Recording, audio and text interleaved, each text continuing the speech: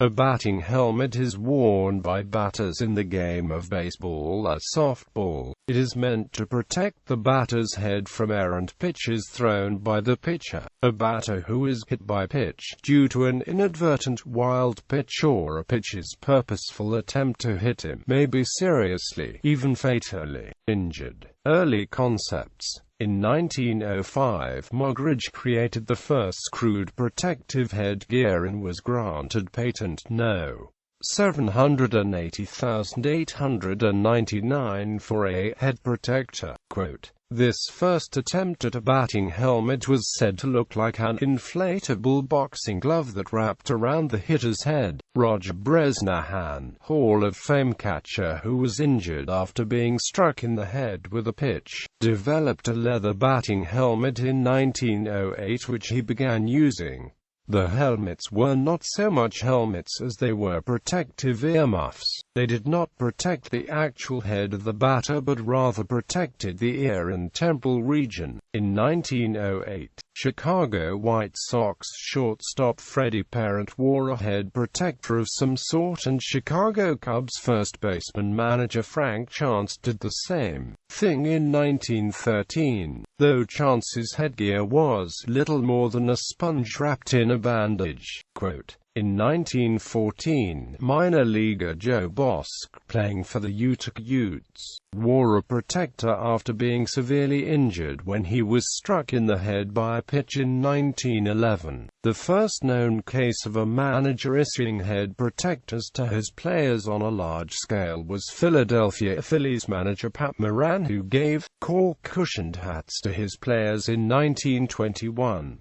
Revived interest. Despite the fatal beating of Ray Chapman in 1920, protective headgear was still used only rarely in the major leagues, after Mickey Cochran, a Hall of Fame catcher for the Detroit Tigers, suffered a career-ending and near-fatal skull fracture on May 25, 1937 on a pitch by New York Yankees pitcher Bump Hadley. There was a strong call for batter helmets. Cochran himself went on record saying that players should absolutely be required to wear protective helmets. Only 1 week after Cochran's injury, on June 1, 1937, the Cleveland Indians and Philadelphia Athletics became the first teams to test helmets, using leather and polo helmets respectively. Managers of both teams decided to use batting practice as a test run for helmet use on the players before a game between the two teams. Though there is picture evidence of the polo helmets being worn in batting practice, there is no evidence of them being used or worn in a game. The first documented team to wear helmets in a game was the Des Moines Demons of the Western League. They also used polo helmets, but the idea did not stick, as they only wore the helmets for one game. The first professional baseball league to fully adopt the baseball helmet was the International League, which did so in 1939 when the list of official equipment used began to include a safety cap helmet. Buster Mills was the first player in the league to use a helmet. The idea of making helmets a required part of Major League Baseball was discussed by officials of the National League in a meeting at the 1940 MLB All-Star Game in Chicago. Ford Frick, president of the National League, showed the helmet he designed with the hopes that the league would adopt it, though the National League at this meeting did not adopt it. Jackie Hayes became the first player to wear the helmet in a game on August 22, 1940. In 1941, the National League adopted the use of a helmet designed by George Bennett, a Johns Hopkins University brain surgeon, for use by all teams in spring training. On March 8, 1941, the Brooklyn Dodgers announced that the team's players would be wearing the helmets during regular season games. On April 26, 1941, the Washington Senators joined the Dodgers as the only two teams to fully adopt the batting helmet for regular season use.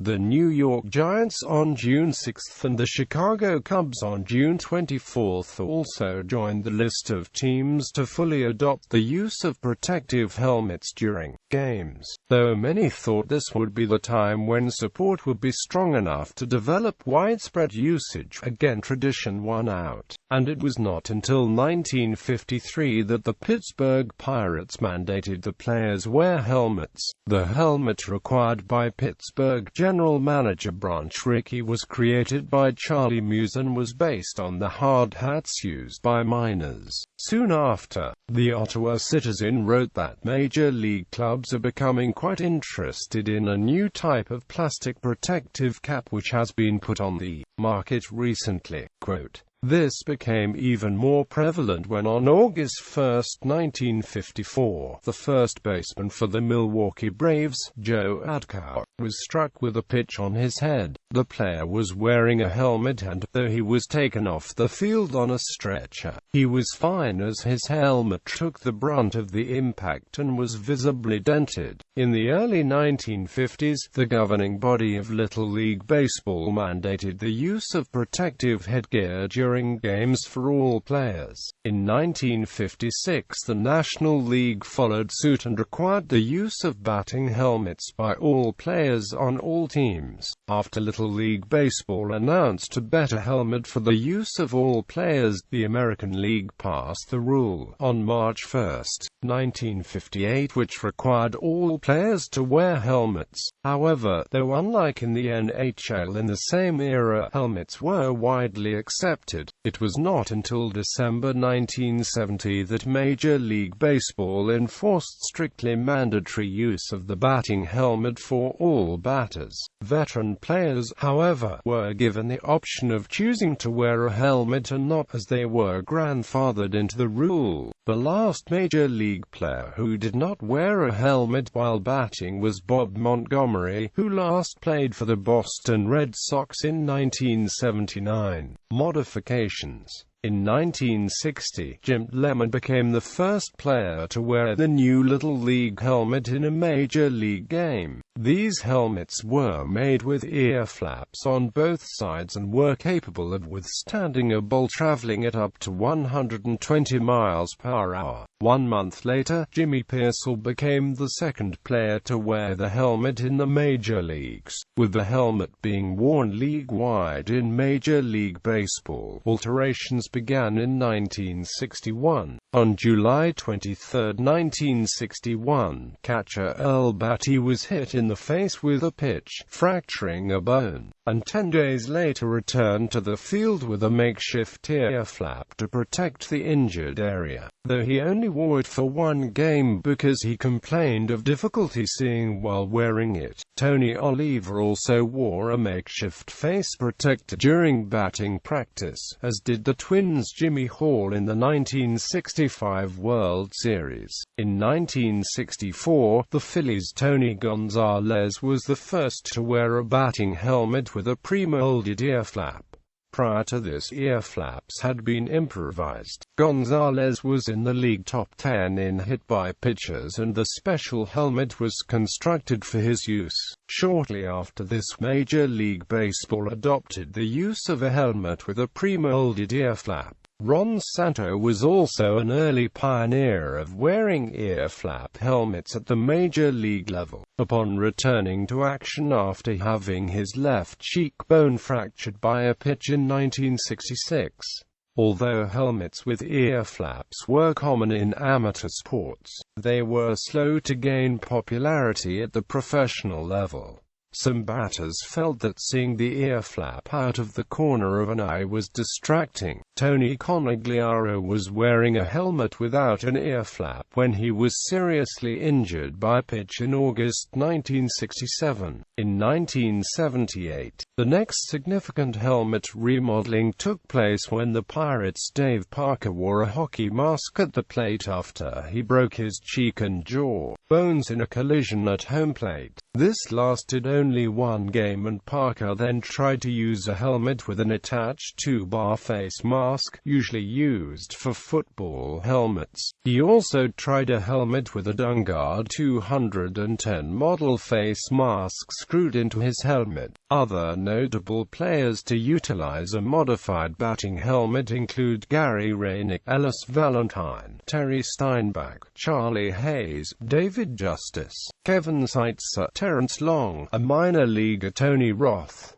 In 1983, it was made mandatory for new players to use a helmet with at least one near flap. Players who were grandfathered in could choose to wear a helmet without ear flaps. Players can choose to wear double ear flap helmets in the major leagues. However, this is not mandatory. Tim Raines was the last player to wear a helmet without ear flaps during the 2002 season. His flapless Florida Marlins helmet is currently at the Baseball Hall of Fame. Gary Gaglietti, who retired in the year 2000, plus Ozzie Smith and Tim Wallach, who both retired in 1996, also wore flapless helmets until they retired. Julio Franco, who retired from baseball in May 2008, was the last active player eligible to wear a helmet without flaps, but he chose to wear a helmet with an ear flap throughout his career. Some players, mostly switch hitters, also decide to wear double ear flap helmets while batting. Two notable players to do this were Orlando Hudson and Chuck Knobloch. On April 8, 2004, celebrated as Hank Aaron Day in Atlanta because it is the 30th anniversary of Hank Aaron's record-breaking 715th home run. Braves shortstop Rafael Furcal came to the plate in the sixth inning with a helmet without an ear flap, as a tribute to Hank Aaron, who played his entire career in the 1950s, 1960s, and 1970s, and therefore did not wear a helmet with an ear flap during his playing career. Umpire Bill Welk made him get one with a flap. Recent developments. In 2005, Major League Baseball tested a new batting helmet for the first time in nearly 3 decades. At the All-Star Game in Detroit, players were seen wearing a new molded crown helmet that featured side vents, back vents and larger ear holes. The majority of players now wear these new helmets, but some, including Ryan Howard, stayed with the older style. The no-flap helmet is still utilized in baseball. Catchers often wear a flapless helmet along with a face mask to protect the head when receiving pitches. Occasionally, players other than catchers will wear a batting helmet without ear flaps while playing the defensive position in the field. This is usually done by a player who has a higher than normal risk of head injury. One notable example is former Major League player John Nola, who started doing so after undergoing emergency surgery for a cerebral aneurysm while attending Washington State University. An earlier example was Richie Allen, who decided to wear a helmet in the field after at least one incident of being hit by objects thrown by fans.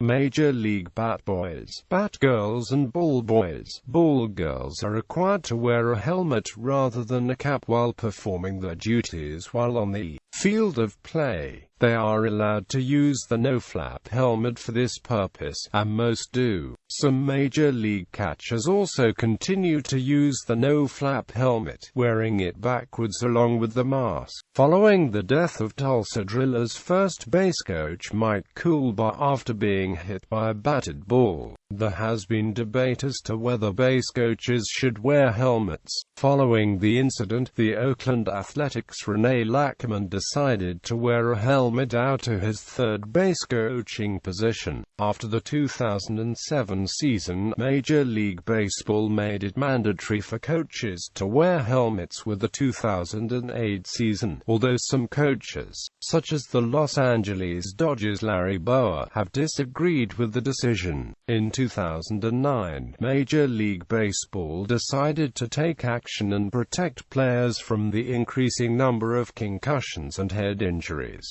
Rawlings came out with the S100 baseball helmet, named for its impact capabilities. It was able to withstand the impact of a baseball traveling at 100 miles per hour from 2 feet away. The other baseball helmets used are only required to withstand a 70 miles per hour impact from 2 feet away. The first major league player to wear this helmet during a game was Ryan Dempster, pitcher from the Chicago Cubs. The new helmet did not catch on because the players said it made them look like bobbleheads. Some players, including Mets third baseman David Wright, did decide to use the helmet while batting. In 2013, for the new MLB-MLBPA collective bargaining agreement, MLB players were required to wear the new Rawlings S100 Pro Comp.